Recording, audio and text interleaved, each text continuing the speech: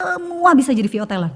Semua. Dari guru, Oke. dari ibu rumah tangga, dari pelajar, dari apapun itu bisa. Jadi latar belakang nggak ada tuh, nggak ada seperti itu. Semuanya bisa. Berarti nggak perlu punya suara bagus? Betul. Yang cempreng-cemprengnya bisa jadi yang bagaimana lagi ini? Itu bisa. Oke, berarti gimana mainin karakternya aja gitu ya? Iya, dan sekarang lebih terbuka ya dari segi skripnya juga. Kalau zaman dulu kan mungkin jualan aja ya, jualan hard sell dan soft sell. Film-film juga lebih kalimat-kalimatnya baku. Kamu dari mana gitu ya, cara Oke. mainnya juga gitu ya. Ada apa lagi Fernando? Lalu bagaimana?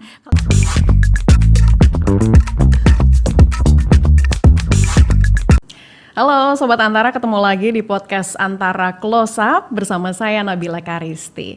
Sobat Antara, di episode kali ini kita akan bahas satu topik yang seru banget. Jadi kita akan membahas tentang voice over.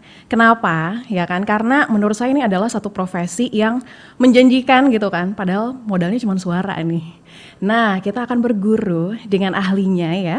Untuk itu langsung saja saya kenalkan, ini dia Tisa Julianti, VO Talent dan juga Daber. Halo. Apa kabarnya? Baik, Mbak. Luar biasa. Mbak Nabila gimana kabarnya? Alhamdulillah juga dong, baik, sehat, dan aku pengen banget berguru sama Mbak Tisa. Boleh, boleh sekali. Aku juga ngedenger katanya Mbak Tisa ini bisa berbagai macam karakter suara. Boleh dong tunjukin? Aduh, oke. Kalau lagi jadi ibu-ibu muda, ya sayang, minum susunya ya. Mantap. Kalau lagi jadi anak kecil, ayo dong Ma, ayo cepat. Kalau lagi marah-marah jadi nenek-nenek, cepat masuk cucuku. Waduh, luar biasa banget. Tapi katanya bisa karakter-karakter seperti princess, Oke. gitu-gitu gimana dong? Mau denger? Bisa, hai, aku adalah princess. Kau ingin main denganku? Nah, biasanya agak lembut kalau princess, Agak agak lembut ada ya? husky-husky, serak-serak sedikit ya. Oke, manja-manja dikit Manja-manja gitu juga ya? dikitnya. Gitu. Wah, luar biasa banget. That's why ini kenapa kita ngundang Mbak Tisa. Karena yang aku dengar juga Mbak Tisa ini udah lama banget berkiprah di dunia VO Talent. Bahkan mungkin dari tahun 93 ya kan, luar biasa Betul. banget. Tapi kalau aku lihat tadi kan voice acting ya, voice acting, dubber, kemudian voice over.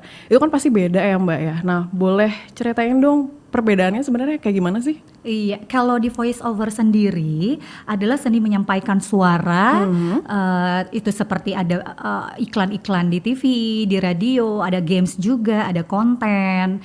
Tapi kita mewakili suatu brand gitu ya. Suara Oke. kita mempresentasikan dan harus ada target audiensnya yang mau kita raih gitu loh. Jadi nggak sembarangan gitu kalau di dalam voice over itu sendiri.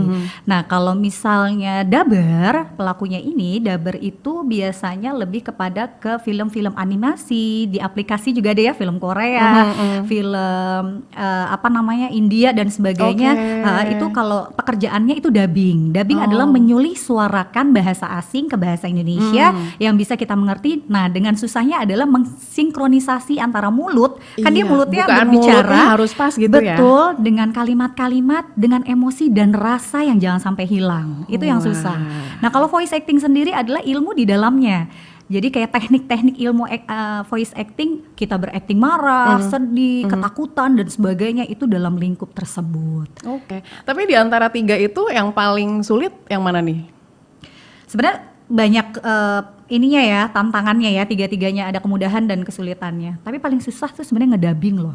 Karena Susah bukaan banget, mulut itu ya. Terus tapi kita harus tetap stabil dari awal sampai akhir. Apalagi kalau udah lagi rekaman sekali datang tuh kita bisa 10 episode, harus menyelesaikan ratusan episode dalam 1 bulan gitu ya. Tapi tetap ada rasa dan emosi yang tadi aku bilang. Misalnya si tokoh lagi nangis di dalam hati.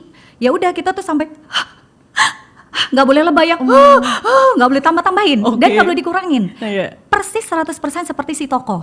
Itu susah loh. Terus kita harus ngeliat naskahnya, kan nggak menghafal nih Mbak Nab. Itu harus ngeliat naskah, harus ngeliat. Oh iya. Terus ada suara beneran. aslinya. Ya, bersamaan tuh. Oh, jadi- ada indera penglihatan, Oke. pendengaran sama mulut kita. Fokus sih, Fokus beneran main banget, fokus itu susah sih. banget dengan durasi yang cukup panjang. Nah, itu makanya membutuhkan skill yang luar biasa ya kalau seorang dubber. Berapa kali take tuh biasanya? Misalnya 1 kali dateng nih, 1 kali syuting gitu, itu buat berapa episode? Terus berapa lama gitu durasinya biasanya? Tergantung kebutuhan sih. Kalau klien minta cepat misalnya, apalagi teman-teman yang memang udah biasa ngisi India, itu bisa kita sekali datang 15 sampai 20 episode Mbak sehari. Luar biasa, beneran sebanyak itu? Iya, itu baru satu studio ya. Kalau kita dapat studio yang lain, kita pindah lagi ke studio yang lain dan sebagainya. Jadi kita membutuhkan fisik mental yang cukup kuat. Itu bisa kalau udah jam terbang oke sih, paling beberapa jam sih sebenarnya teman-teman. Kalau baru yang belajar, wah butuh berhari-hari. Tapi kan jam terbang ya, Iya, nanti lama-lama jago kok. Ngomong-ngomong jam terbang, Mbak Tisa ini kan memulai karir di tahun 93 ya Mbak ya. Nah boleh cerita dong pengalamannya waktu itu ngapain aja, terus udah gitu pertama kali waktu jadi VO Talent tuh usia berapa dan sepak terjangnya gimana gitu ya? Ada jadi mengenang masa lalu. Umur 8 tahun, aku masuk Sanggar Prativi. Sanggar di mana pencetak dabar-dabar handal seperti Ibu Maria Untu, Pintu Teater 1 telah dibuka. Ada Mas Ferry Fadli yang dulu audio dramanya pasti semua banyak yang tahu lah ya, Tutur Tinular, Saur Sepuh dan sebagainya, juga ada Mbak Ivone Rose, Mbak Renita dan sebagainya. Aku les di sana dari umur 8 tahun, sudah dapat ilmu luar biasa, voice acting, untuk dubbing, untuk iklan. Jadi perjalanannya pun nggak cukup, menurutku sangat nggak mudah gitu ya, karena aku nggak pernah dapat peran utama dulu, peran lewat dulu, lama-lama casting terus, nggak menyerah sampai akhirnya percaya jadi peran utama sampai sekarang, sampai aku kurang lebih 32 tahun kali ya, atau 33 tahun. Bahkan anak-anakku juga aku jadiin VO Talent dan mereka seneng. Karena mungkin anak-anaknya sering dibawa kali. Betul, dan mereka akhirnya aku pengen, ya udah akhirnya jadi VO Talent kayak ibunya. Tapi seberapa meyakinkan sih profesi ini, seberapa menjanjikan gitu? Karena kalau kita lihat kayaknya menarik ya. Betul. Modalnya suara, terus kita meraup cuan gitu, meraup rupiah di situ.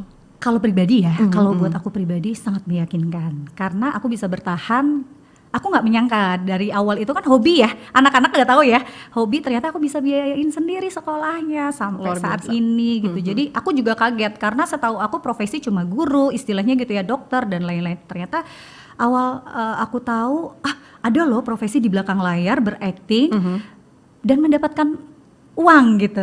Akhirnya lama-lama setelah aku lihat, setelah aku jalani gitu ya, kuliah dan lain-lain, ini kayaknya lebih besar dari pegawai ini kayaknya. Masya Allah ya, Masya Allah, aku aja nggak nyangka loh, nggak nyangka sama sekali profesi ini luar biasa, tapi orang banyak yang nggak tahu. Jadi menurut aku banyak yang nggak tahu, ini sayang banget. Sih. Nah pas COVID banyak ada yang tahu gitu loh, karena kita bikin konten. Iya, aku inget. Teman-teman semua banyak yang pengen jadi seorang dabar. Wow, keren. Tapi seberapa signifikan tuh tumbuhnya? Dari mungkin awal di tahun 90-an sampai sekarang, kayak gimana sih bedanya? Perkembangannya luar biasa sih. Kalau dulu mungkin kita biasa audio drama, atau mungkin kita adanya dua kubu ya, dalam arti kubu bukan berantem-beranteman, tapi lebih kepada dulu biasanya kalau announcer iklan itu anak-anak radio. Kalau yang dialog itu biasanya misalnya yang dialog kayak radio iklan-iklan radio, aduh sabunnya habis nih, gimana ya, yang lebih bervoice acting. Itu biasanya kita anak-anak teater, anak-anak Sanggar Prativi. Itu jadi ada dua kubu tuh setiap ada pekerjaan gitu. Nah tapi kalau sekarang semua bisa jadi VO Talent. Semua? Dari guru, dari ibu rumah tangga, dari pelajar, dari apapun itu bisa. Jadi latar belakang nggak ada tuh, nggak ada seperti itu, semuanya bisa. Berarti nggak perlu punya suara bagus? Betul. Yang cempreng-cempreng bisa jadi yang bagaimana lagi ini, itu bisa. Oke, berarti gimana mainin karakternya aja gitu ya. Iya, dan sekarang lebih terbuka ya dari segi skripnya juga. Kalau zaman dulu kan mungkin jualan aja ya, jualan hard sell dan soft sell. Film-film juga lebih kalimat-kalimatnya baku. Kamu dari mana gitu ya, cara mainnya juga gitu ya. Ada apa lagi Fernando? Lalu bagaimana? Kalau sekarang kan lebih, wah skripnya banyak gitu ya. Ada skrip lucu, skrip ini, dan film-film juga semakin yang kreatif. Jadi kita belajar lagi. Kalau aku pribadi belajar lagi, lebih yang kekinian. Dari mana? Oh ya udah, lebih natural, lebih casual gitu sih, ya. Kayak film-film Cina. Sekarang juga kan kayak gini kan pembawaannya. Ikut juga ya, ngisi juga. Wah, berarti kalau sekarang nih Mbak Tisa ngisi apa aja nih? Karena kan mungkin dulu beda nih, persaingannya mungkin masih sedikit gitu kali ya. Benar, eksklusif kalau dulu, karena semua orang nggak tahu kan infonya mau masuknya kemana. Kalau sekarang karena media sosial udah luar biasa informasinya, jadi sekarang kalian bisa banget mau kemana ya, aku ikut kelas apa ya, kebutuhannya apa ya gitu. Jadi sekarang sebenarnya lebih luas nih persaingannya. Kalau untuk aku bagaimana aku bisa bertahan ya gitu. Ya meningkatkan ilmu udah pasti, meluaskan link lagi, tapi membuat konten-konten itu perlu juga di Instagram atau dimanapun gitu, supaya setidaknya orang bisa tahu, oh Tisa bisa di range suara ini, dan ini. Akhirnya aku mendapatkan klien dari situ. Oke, nah ngomong-ngomong soal klien sendiri, supaya kita bisa terus dilirik gitu ya di industri ini dengan banyaknya VO talent di luaran sana, yang gimana sih caranya Mbak Tisa supaya klien tuh masih tetap jatuh cinta nih sama suara kita? Kalau aku udah pasti kedisiplinan ya, kedisiplinan dari segi personal juga, dari kualitas juga. Pokoknya aku komitmen, aku nggak pernah telat. Setiap aku ada jadwal jam 10, setengah 10 aku pasti udah ready gitu loh. Itu udah bare minimum banget Oh sih. banget. Aku nggak pernah mau telat gitu. Kalau nggak bener-bener urgent ya. Yes. Terus dari segi kualitas meningkatkan terus, apa nih yang lagi kekinian, apa nih yang dibutuhkan klien. Karena nggak bisa, aku udah 30 tahun harusnya kayak gini dong. Oh nggak bisa, kita mengkosongkan gelas, kita tim. Brand klien, agency, produser, aku itu tim, satu tim ya. Terus dari segi link kita perbanyak lagi gitu ya. Aku bikin konten Instagram, link aku lebih banyak alhamdulillah dari DM gitu.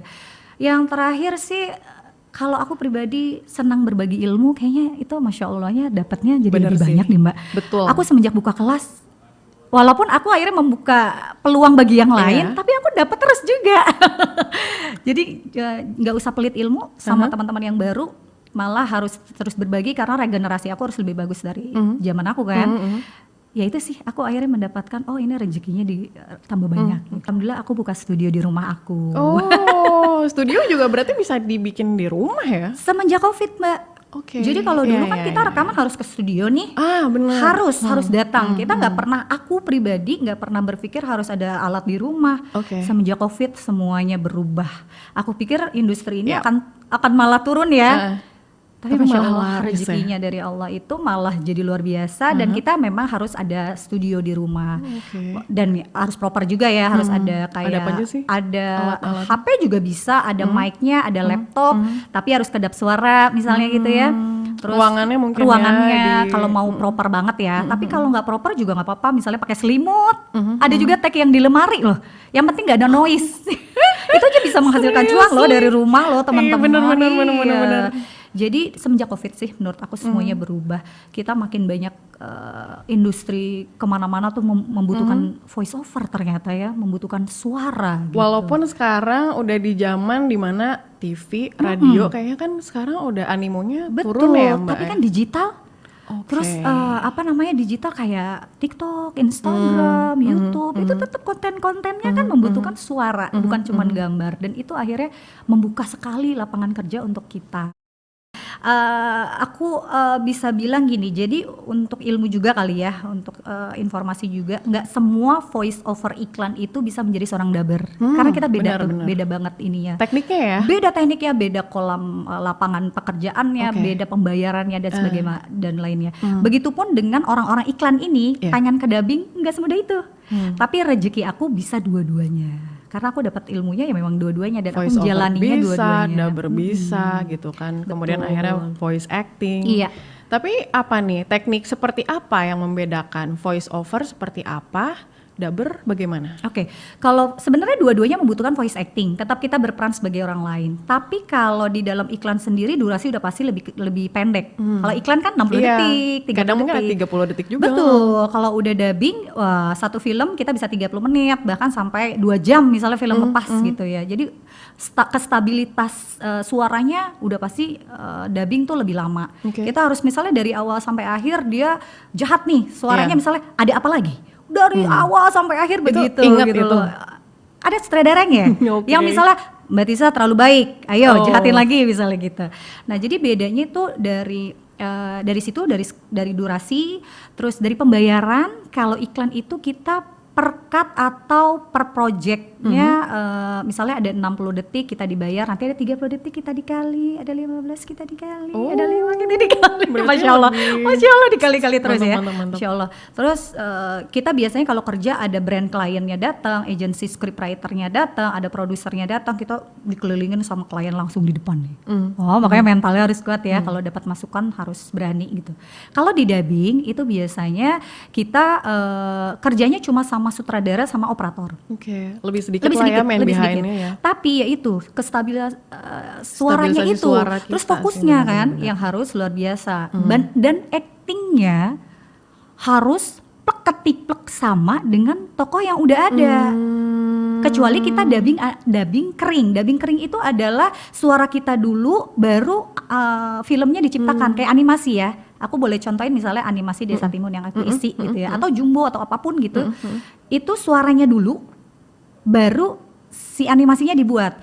Susahnya di mana? Kita menciptakan theater of mind yang pertama dulu. Kita di brief misalnya. Mbak Tisa, kamu ngisi suara anak kecil yang pinter. Ya udah, kayak gimana anak kecil yang pinter? Aku harus survei dulu. Oke. Aku harus Gimana segala tuh macam. surveinya? Nah, Nyari anak yang pintar? Iya, aku semenjak jadi dubber, aku banyak bergaul sama orang bukan cuma ngobrol. Jadinya kayak ngeliatin ini kayaknya Mbak Nabila lembut, Oke. orangnya gini. Oh, Jadi terus nanti impersonate gitu? ketika aku dapet peran yang lembut, aku ikutin aja gayanya. Terus kalau misalnya ada orang Betawi kayak gini, gayanya gini, ceplos-ceplos, Mbak Tisa iklan ini jadi orang Betawi, emang kenapa? Langsung berubah, kita kayak dia, misalnya gitu. Oh, Jadi oke. makanya harus banyak-banyak observasi sih. Iya, banyak-banyak referensi sih. Betul banget. Tapi kalau yang sudah ada gambarnya, misalnya aku jadi film Rosalinda misalnya gitu ya. Iya. Aku lihat Thalia, wow gitu ya, Oh, cantik iya, gitu. iya. Berarti aku nggak boleh lepas dari karakternya dia, suara aslinya, gesturnya dia. Aku dubbing pakai gestur. Lalu bagaimana lagi Fernando Jose Altamirano del Castillo? Gitu ya. Harus, walaupun di belakang layar kita ibu-ibu pakai jilbab, orang nggak ada yang tahu kan? Iya kan? Jadi harus sama persis. Itu yang susah. Jadi orang benar. lain gitu loh. Mainin karakternya sih sebenarnya kalau aku mikirinnya susah. Udah gitu sih kita kan kayaknya. ngomongnya kan harus kalau dia cepet kita cepet loh Mbak. Iya. Jadi tapi nggak apa-apa, nggak usah takut ya teman-teman yang oke. baru mau belajar kan bisa diedit, bisa 1 kalimat dulu, bisa 2 kalimat dulu. Jadi jangan menyerah.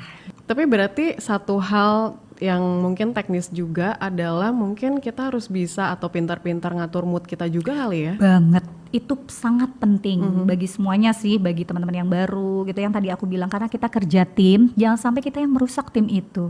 Kita terpenting loh gitu, kita penting kok, klien juga penting yang memberikan kita uang gitu, kita pun penting yang akan memberikan suara kita ke brand tersebut supaya akhirnya ditengok pendengar dan akhirnya membeli. Jangan sampai jadi drop ya semuanya gitu, gara-gara kita gara-gara begadangin ini nih, gara-gara nggak mau tahu kita udah memilih suara dan akan membayar gitu istilahnya. Jadi yuk kita kasih yang terbaik ke mereka. Oke, tadi aku dengar Mbak Tisa, wah sana sini nih, abis dari studio ini ke studio ini, laris banget Masya ya Allah, kan? Masya Allah, ya Dan ini Allah. rasanya juga menurut aku akan menjadi satu industri yang benar-benar pesat, terutama Amin. sumbangannya buat ekonomi kreatif kita. Amin. Bicara soal ekonomi kreatif, kontribusi dari voice acting itu seberapa besar sih sebenarnya Mbak Dari Tisa? industri aku ya, industri suara ya, gede, besar. Apalagi semenjak pandemi, semuanya membutuhkan suara dari konten. Benar nggak konten Benar yang sih. misalnya konten kreator Iya. pakai suara, Iya. terus apalagi ya game pakai suara loh, Oh iya, audiobook, buku yap, yang yap. 10 tahun beberapa tahun lalu nggak pernah disuarakan, ada audiobook disuarakan. Benar. Ya kan? Jadi semuanya sangat dibutuhkan di industri ini. Makanya sebenarnya peluang kita tuh banyak banget. Yap. Tergantung kita mencari linknya yang banyak. Industri makanya alhamdulillah banget aku juga sama tim aku di kelas aku dipercaya sama Kemenparekraf juga beberapa kali kita bekerja sama Oke. untuk mengajar bersama mereka dulu. Katanya Mbak Tisa juga punya komunitas ya? Iya betul. Komunitas apa sih itu? Komunitas Sobat VO dari Dubber and Writer. Oh. Jadi setiap teman-teman yang ikut kelas aku Dubber and Writer masuk tuh ke komunitas Sobat VO. Nanti di dalamnya ada WhatsApp-nya, kita ketemu, kita bagi-bagi info casting biasanya ke mereka, Oke. dan akhirnya mereka dapat alhamdulillah kerjaan gitu. Ya mereka jadi aktif semua di beberapa tuh. Jadi teman-teman menjadikan pekerjaan suara ini sebagai pekerjaan yang utama. Tadinya cuma hobi. Jadi full job? Iya, Luar full job. biasa. Udah mereka jadi seperti aku akhirnya. Tapi casting tuh kayak gimana sih Mbak untuk Oke. pengisi suara? Kalau urutannya ya, Iya. kalau urutannya biasanya kita cari info casting atau kita dapat info casting dulu, kita kirim sampelnya seperti briefnya ya, seperti briefnya kita mau mencari ibu muda untuk iklan susu misalnya. Kita kirim, ada skrip yang harus kita baca, kita tunggu kabarnya, diterima ya Mbak Tisa, lalu deal-dealan harga, deal-dealan jam, deal-dealan tempat, kita datang, kita baca skrip sesuai brief klien yang ada di situ, kita pulang, kita tunggu ada 1 kali revisi, biasanya kalau udah aman berarti nggak usah revisi. Terus udah setelah itu ya kita dibayar, udah selesai. Oh, langsung tuh ya? Iya. Tapi Mbak Tisa masih casting nggak berarti? Masih banget. Masih perlu harus casting masih juga? perlu, masih ada yang perlu casting, ada keseringan malah casting karena ya itu perkembangan zaman ya. Banyak klien yang juga pengen suara baru, terus juga langsung melihat bagaimana mereka acting. Kalau dulu tuh biasanya cuman dari iklan-iklan yang sudah ada atau film-film yang sudah ada. Tisa cocok nih untuk ini. Ngapain disuruh baca? Perkembangan zaman, Mbak. Akhirnya kita disuruh baca yang memang sudah akan dipakai skripnya. Bener nggak ya nyawanya ada di skrip tersebut si talentnya, takutnya suaranya masuk tapi dia nggak bisa main, takutnya beli kucing dalam karung kali ya, jadinya aduh kok suaranya masuk tapi nggak bisa main gitu. Jadi aku di casting juga. Oh, tapi kalau misalnya kita ketika ngirim voice sample via email misalnya, itu kan yang ngirim banyak pasti ratusan. Karena gimana ribuan, bisa kepilih? yang sekarang tuh ribuan loh. Tuh, apalagi ribuan. Gimana caranya supaya kita bisa kepilih, terfilter lah gitu? Suara harus seperti apa gitu? Mempunyai karakter, nggak usah bagus tapi karakter yang tentu saja kita selain jangan ini nih, karakter tuh kadang kalau anak-anak murid aku pengen kayak Kak Tisa, jangan, nanti tetap akan Tisa yang dipakai. Oke, iya benar sih. Kalau jam terbang ya itu kan? Jam terbang itu kan sangat mempengaruhi. Bener. Aku tuh bisa cuma 10 menit kalau iklan. Teman-teman bisa 1 jam, bisa 3 jam nggak kelar-kelar. Makanya jangan sampai kayak mau kayak aku. Cara main tetap nyontek seperti mentor atau seperti idola, tapi kalian tetap mencari karakter yang kalian banget. Misalnya aku tinggi nih ya, aku bisa setinggi ini, 100% baru, beli sekarang. Mbak Nabila bisa nggak? 100% baru, beli sekarang. Nah, tapi kan cantik dengan karakternya Mbak Nabila. Belum tentu aku bisa begitu. Makanya kuatin di karakter kita. Gitu. Selain latihan terus ya, jangan sampai nanti ketika suara kita udah terpilih, kita pas main belepotan, atau kita masih gitu, nanti kepakainya cuma 1 kali. Gitu. Tapi supaya suaranya berkarakter itu perlu gestur juga berarti ya? Banget, kalau aku pribadi sih memerlukan ya, karena kalau misalnya baca biasa, misalnya kalau lagi marah gitu ya nggak pakai gestur kan udah dibilangin berkali-kali tapi nggak ngerti juga, itu sebenarnya bagus aja. Tapi kalau aku akan mengeluarkan intonasi yang berbeda tuh kalau kita udah dibilangin berkali-kali tapi nggak paham juga dengan makanya tangan. Ngomong-ngomong soal soal cuannya modal suara di dunia voice over ya kan, pengisi suara, aku pengen tahu dong, boleh nggak sih range bayaran range bayaran untuk seorang pengisi suara nih seperti apa sih Mbak Tisa? Kalau di iklan sendiri range-nya 800 sampai minimal 800, tuh berapa detik? Buat berapa detik biasanya? Iya pokoknya per project ada berapa, pokoknya kalau detik sih itu dari ada 5 detik, ada 15 ya, dari misalnya 5 detik gitu ya. Per 5 detik juga? Iya memang ada. kita bahkan walaupun kita cuma ngisi oh iya, ada yang cuma buat doang. Iya, aku kadang-kadang cuma enak banget. Oke. Ini tadi aku sambung ya, takut salah. 800 sampai sekitar 2,5 juta per cutnya ya. Nah nanti kita bisa ngitung, itu baru 1 cut, kalau misalnya 2 cut hitung aja sendiri dah segala macam gitu hitungannya. Cut itu adalah? Ya tadi per durasi. Cut itu, kan biasanya kalau iklan itu ada 60 detik nih taruh, terus dia suka dipotong ya, bener gak? Iklan tersebut suka dipotong lagi ada 30 detiknya, ada lagi, nah itu namanya cut. Potongan-potongan. Nah terus kalau apa tadi? Dubber kalau dubbing.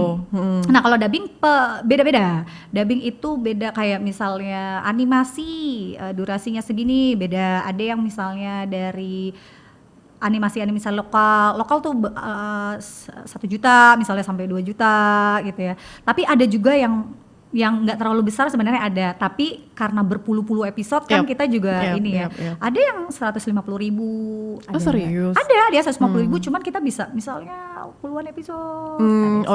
Jadi tergantung memang kita dapat kliennya apa nih.